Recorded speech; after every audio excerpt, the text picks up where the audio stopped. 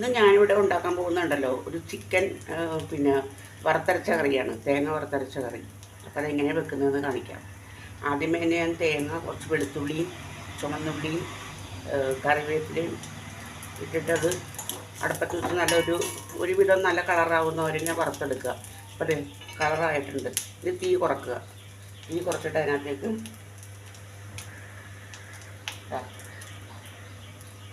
സ്വല്പം മുളക് പൊടി, പിന്നെ സ്വല്പം മഞ്ഞൾ പൊടി, പിന്നെ കുറച്ച് മല്ലിപ്പൊടി ഇച്ചിരി കൂടുതലിട്ട്, പിന്നെ കുറച്ച് ചിക്കൻ മസാല,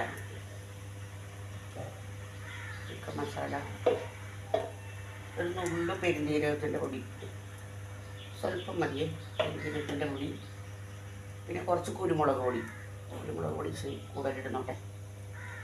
ഇത്ര സാധനങ്ങൾ ഇട്ടിട്ട് നമ്മൾ നന്നായിട്ട് വഴറ്റണം. ഇതിൻ്റെ ഈ പച്ചമണം മാറുന്നവരെ വഴറ്റണം കേട്ടോ. പച്ചമണം ഏകദേശം ഇപ്പം തീ നന്നായി കുറച്ചിട്ടിരിക്കുന്നു, സിമ്മിലിട്ടിരിക്കുകയാണ് ശരിക്കും പറഞ്ഞിട്ടുണ്ടെങ്കിൽ. ഇതിൻ്റെ കളറൊന്ന് ഏകദേശം ഒന്ന് കളർ ചേഞ്ച് ആവണ വരെ നമുക്കിതിങ്ങനെ ഇളക്കിക്കൊണ്ടിരിക്കണം. അത് കഴിഞ്ഞ് തണുത്ത് കഴിയുമ്പോഴത്തേക്കും നല്ല വെണ്ണ പോലെ അരച്ചെടുക്കണം. ഞാൻ ഇനി ഇത് ആയി കഴിഞ്ഞിട്ട് അരച്ച് കഴിഞ്ഞിട്ട് അരപ്പ് കൂട്ടാൻ നേരത്ത് കാണിക്കാം കേട്ടോ. മറ്റേ അടപ്പത്ത് അരി ഇട്ടിട്ടുണ്ട്. ഇതിനകത്തേക്ക് അതിന് ചിക്കൻ അടപ്പത്ത് വെക്കാൻ പോകണേ. അപ്പോൾ സവോള പെട്ടെന്ന് നമുക്ക് അരിഞ്ഞെടുക്കാം. ചെറിയ സവാള എടുത്തിട്ടുള്ളൂ. ഇങ്ങനെ ഉരുളക്കിഴങ്ങിട്ടാണ് വെക്കുന്നത്.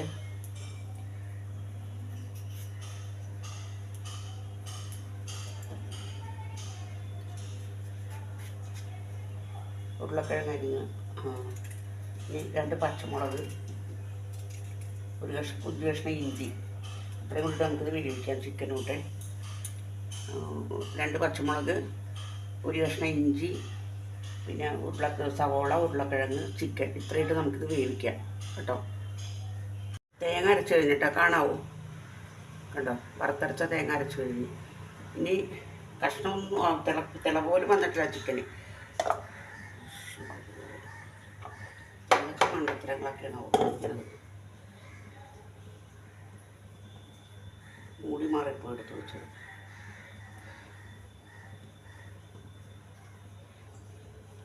ഇനി വെച്ചിട്ട് ഞാൻ കുറച്ച് കശുവണ്ടി വെള്ളത്തിലിട്ടിട്ടുണ്ട്. ആ കശുവണ്ടി ഒന്ന് അരച്ചെടുക്കണം. അങ്ങനെ പേസ്റ്റ് പോലെ 5-6 ഉള്ളൂ. നല്ല പേസ്റ്റ് പോലെ അരച്ചെടുക്കുക. നമുക്ക് ലാസ്റ്റ് കറി ചേർക്കാനായിട്ടാണ്. ഒരു കൊഴുപ്പും ഒരു ടേസ്റ്റും കിട്ടും. കശുവണ്ടി അരച്ച കണ്ടോ, നല്ല പേസ്റ്റ് പോലെ കശുവണ്ടി അരച്ചിട്ട് നമുക്ക് ഏറ്റവും അവസാനം കറി ഇറക്കാൻ സമയത്ത് ചേർക്കാനുള്ളതാണ്. മെഴുക്ക് വരട്ടി ഉണ്ടാക്കണം. അപ്പോൾ നമ്മൾ കോവയ്ക്കാണ് എടുത്ത് വെച്ചിരിക്കണം. കോവയ്ക്ക നീളത്തിലരിഞ്ഞിട്ട് പച്ചമുളകും ഉള്ളിയെല്ലാം കൂടിയിട്ട് അടപ്പത്തിട്ട് വേവിക്കുക. ഇറക്കാൻ സമയത്ത് കുറച്ച് ഉണക്കമുളക് ചേർക്കുക. അത്രേ ഉള്ളൂ. അപ്പോൾ അത് ഞാൻ അരിയട്ടെ. ഇത് രാവിലെ ഇഡ്ഡലിയായിരുന്നു. എപ്പോഴെപ്പോഴും ഇഡ്ഡലിയും ദോശയൊക്കെ കാണിക്കണ എങ്ങനെയാണെന്ന് ഓർത്തിട്ടാണ് ഞാൻ കാണിക്കാതിരുന്നത്. നിങ്ങളാണെങ്കിലും ഓർക്കൂലേ ഇവർക്ക് ഇത് മാത്രമേ ഉള്ളൂ എന്നുള്ളത്. അല്ലാതെ പിന്നെ എന്താ ചെയ്യണത്? വീട്ടിലിരുന്ന് ഉള്ള പണികളല്ലേ. അപ്പോൾ അതൊക്കെയല്ലേ നമ്മളെ കൊണ്ട് പറ്റുള്ളൂ. പിന്നെ എൻ്റെ വീഡിയോ കണ്ട് ഇഷ്ടപ്പെടുകയാണെന്നുണ്ടെങ്കിൽ സബ്സ്ക്രൈബ് ചെയ്യണം, ലൈക്ക് ചെയ്യണം, കമൻറ്റ് ചെയ്യണം കേട്ടോ. ഒരാൾ പോലും കമൻറ്റ് പോലും ചെയ്യുന്നില്ല ഒന്നിനകത്ത്. ഇഷ്ടപ്പെടാഞ്ഞിട്ടാണോ എന്തോ എനിക്കറിയാൻ പാടില്ല. നമ്മൾ സ്വയം ഒരു എന്താ പറയുക, കൈത്തൊഴിലൊന്നും എടുത്ത് ജീവിക്കാൻ പറ്റിയ സാഹചര്യത്തിലല്ല ഞാൻ. എന്ന് വെച്ചാൽ എൻ്റെ ആരോഗ്യസ്ഥിതി അതിനൊന്നും സമ്മതിക്കില്ല. എല്ലാവിധ അസുഖങ്ങളും ഉണ്ട്. പിന്നെ മോനാണ് എൻ്റെ കാര്യങ്ങളെല്ലാം നോക്കുന്നത്. അപ്പോൾ അവൻ ചെയ്യുന്നുണ്ട്, എല്ലാ കാര്യങ്ങളും ചെയ്യുന്നുണ്ട്, ഇല്ലെന്നൊന്നും ഞാൻ പറയില്ല. പക്ഷേ എനിക്കും ഒരു ഭയങ്കര വിഷമം വെച്ചാൽ മാസത്തിൽ 2 പ്രാവശ്യം ഹോസ്പിറ്റലിൽ പോകണം.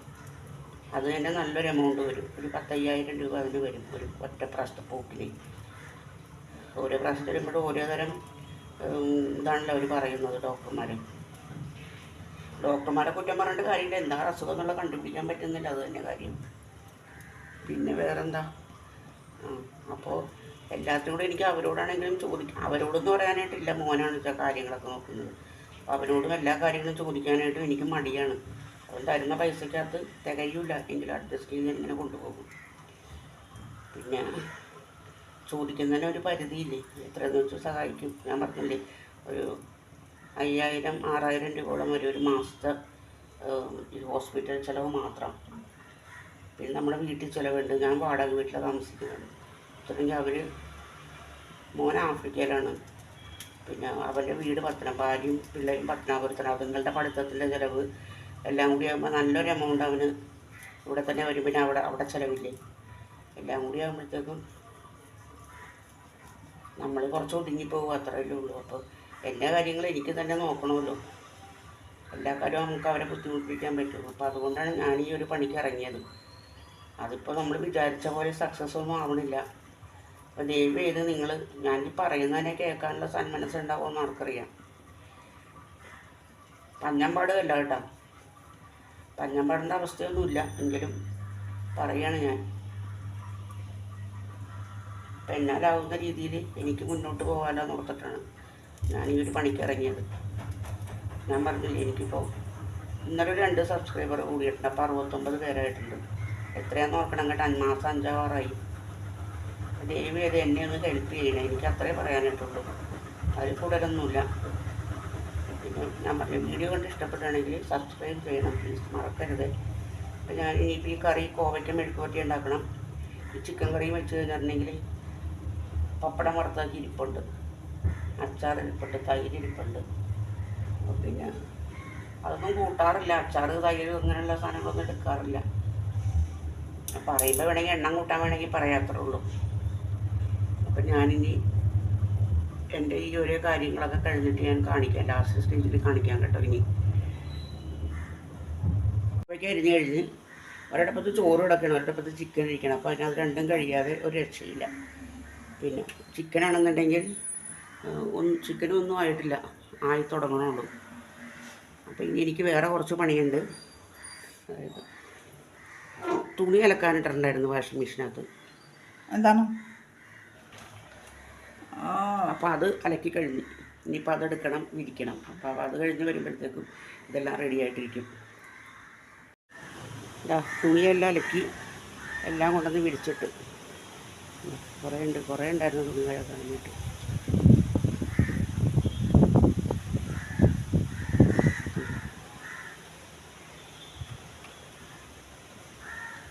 ഫുള്ള് തുണി കഴുകിയിട്ടിരിക്കുകയാണ്.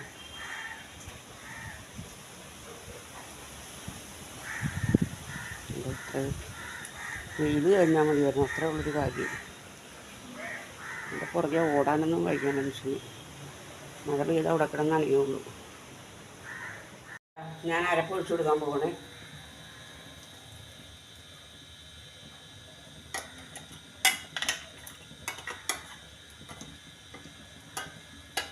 ഈ പാത്രം ഒന്ന് കഴുകി ഒഴിക്കണം.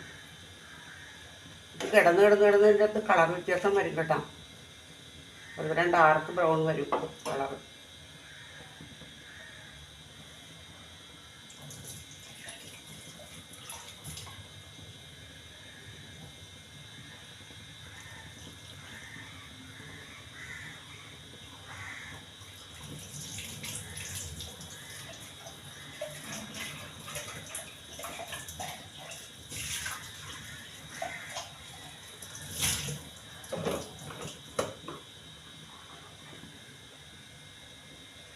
ഇനി നന്നായിട്ടൊന്ന് തിളച്ച് ഒരുവിധം ഒന്ന് കുറുകി വരുമ്പോഴത്തേക്കും കളർ വ്യത്യാസം വരും. അന്നേരം നമുക്ക് ഈ കശുവണ്ടി അരച്ച് വെച്ചിരിക്കുന്നത് ഒഴിക്കാം.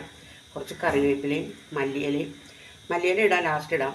പിന്നെ കറിവേപ്പില ഇച്ചിരി ഉണക്കമുളകും ചുവന്നുള്ളിയും കൂടി താളിച്ച് അതും കൂടി ഇട്ട് കഴിഞ്ഞിട്ടുണ്ടെങ്കിൽ ഈ കറി റെഡിയായി കേട്ടോ. ഉപ്പൊന്നും ഞാൻ നോക്കിയിട്ടില്ല, ലാസ്റ്റ് നോക്കാമെന്ന് വിചാരിച്ച്. അത് കഴിഞ്ഞാൽ പിന്നെ കോവയ്ക്ക മെഴുക്കുവരട്ടി കൂടി ഉണ്ടാക്കിയാൽ മതി. ഉണ്ടോ ചിക്കൻ കറി കളറൊക്കെ മാറി വന്നാണ്. ഇനി നമുക്ക് ഈ കശുവണ്ടി അരച്ചതും കൂടി ഒന്ന് ഒഴിച്ച് കൊടുക്കാം കേട്ടോ. അപ്പോൾ അതിനകത്ത് ഞാൻ മല്ലിയിലയും കൂടി അരിഞ്ഞിട്ടുണ്ട്.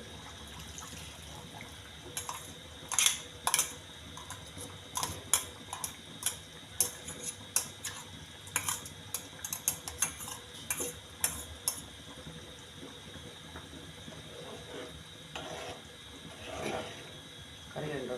ഇനിയിപ്പോൾ നമുക്ക് ഉപ്പ് നോക്കാം, എങ്ങനെയുണ്ട് നോക്കട്ടെ.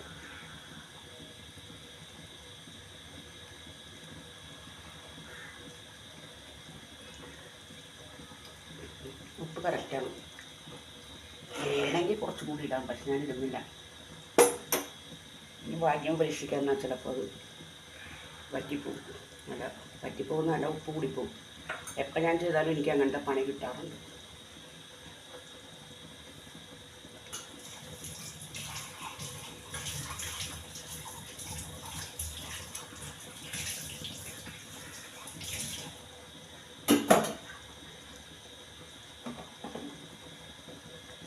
ഇനി നമുക്കത് ഇറക്കി വെക്കാം കേട്ടോ.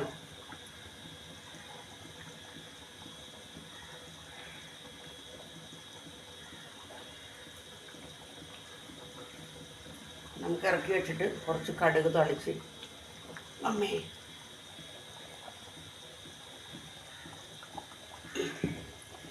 ഒഴിക്കട്ടെ. അല്ല, പാത്രം വെച്ചു.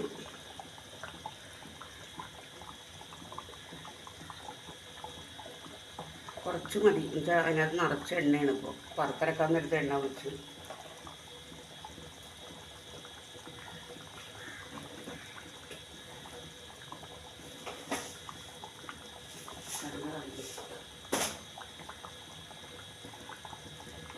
നമുക്ക് കടുക് താളിക്കണ്ട കേട്ടോ. ഉള്ളിയും ഉണക്കമുളകും എല്ലാം കൂടെ താളിച്ചിട്ടാൽ മതി.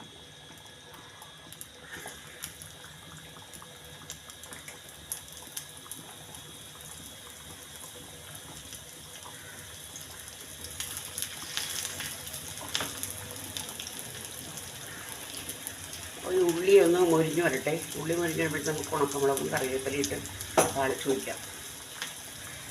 അപ്പോൾ ഈ കൂടെ ഇവിടെ ഒന്ന് തുടച്ചും കൂടി കൊടുക്കുന്നുണ്ട്. എന്താണെന്ന് വെച്ചിട്ടുണ്ടെങ്കിൽ എന്നെക്കൊണ്ട് പറ്റൂല ഇതെല്ലാം കൂടി ചെയ്യാനായിട്ട്. അതാണ് ഏറ്റവും വലിയ പ്രശ്നം.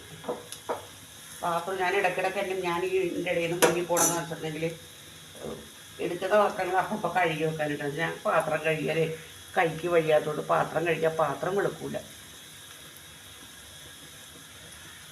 അതൊരു വലിയൊരു പ്രശ്നം തന്നെയാണ്.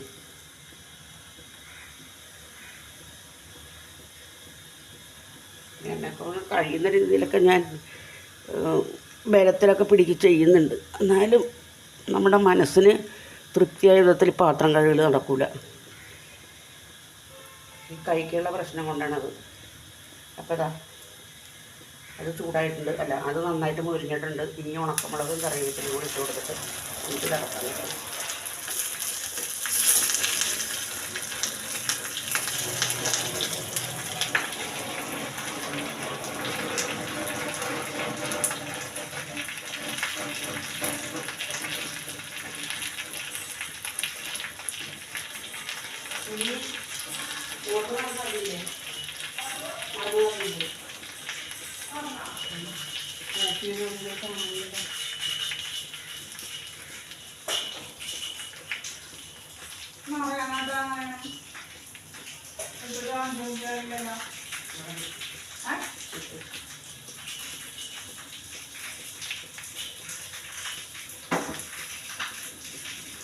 ഇതിൻ്റെ ഇടയ്ക്ക് മോട്ടർ ഓൺ ചെയ്തിട്ട് മറന്നുപോയി. വെള്ളം നിറഞ്ഞു പോയെന്നൊരു സംശയം. അപ്പം മോട്ടർ നിറഞ്ഞു പോയതിൻ്റെ സൗണ്ടല്ല കേട്ടത്, വേറെന്തോ ആണ്.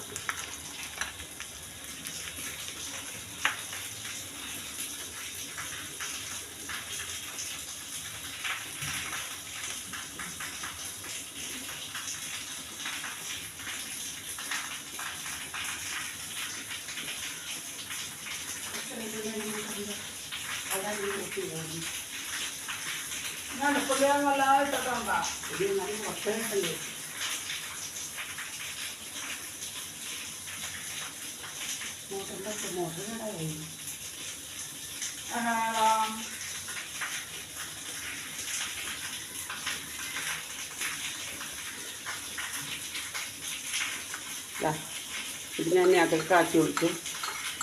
അപ്പം ഇനി ഇതിൻ്റെ പരിപാടി തീർന്നു. ഈ കോവയ്ക്കും കൂടെ റെഡിയായി വരണം. കോവയ്ക്ക് മെഴുക്കുവരട്ടി ഇടപ്പത്ത് വെച്ചിട്ടുണ്ട്. ഇത് ഒന്ന് ഇത് അടക്കി വെച്ച് വെച്ചിട്ടുണ്ടെങ്കിലുണ്ടല്ലോ ഒരു തരം നോളപ്പ് പോലെ വരും. നമ്മൾ വെണ്ടയ്ക്കൊക്കെ ചെയ്യില്ലേ എന്ന് പറഞ്ഞ പോലെ. അതുകൊണ്ട് കഴിയുന്നതും തുറന്ന് വെച്ച് തന്നെ വേവിക്കാൻ ശ്രമിക്കുക. നമ്മൾ ഫ്രൈ ആക്കി എടുക്കേണ്ടവർക്ക് ഫ്രൈ ആക്കുന്നത് എനിക്കിഷ്ടമല്ല ഫ്രൈ ആക്കുന്നത്. കോവക്ക ഇതൊന്ന് വാടിയിട്ട് അതിന് കുറച്ചുകൂടി ഒരു മൂത്ത പരിപാടി ആ സമയത്ത് എടുക്കണം. അപ്പോൾ നോക്കി എന്താണെന്ന് നോക്കിയിട്ടെ.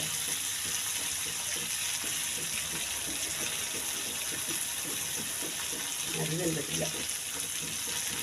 ഈ അരിക്ക് ഭയങ്കര വേവാണ്. നമുക്കിടാം. അത് കിടന്ന് വേവട്ടെ.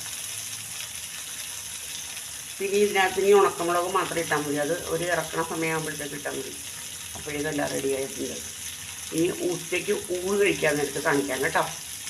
വീഡിയോ ഇഷ്ടപ്പെടുകയാണെന്നുണ്ടെങ്കിൽ ലൈക്ക് ചെയ്യണം, ഷെയർ ചെയ്യണം. ഏറ്റവും വലുതായിട്ട് ചെയ്യേണ്ടത് എന്നെ സബ്സ്ക്രൈബ് ചെയ്ത് സഹായിക്കണേ പ്ലീസ്.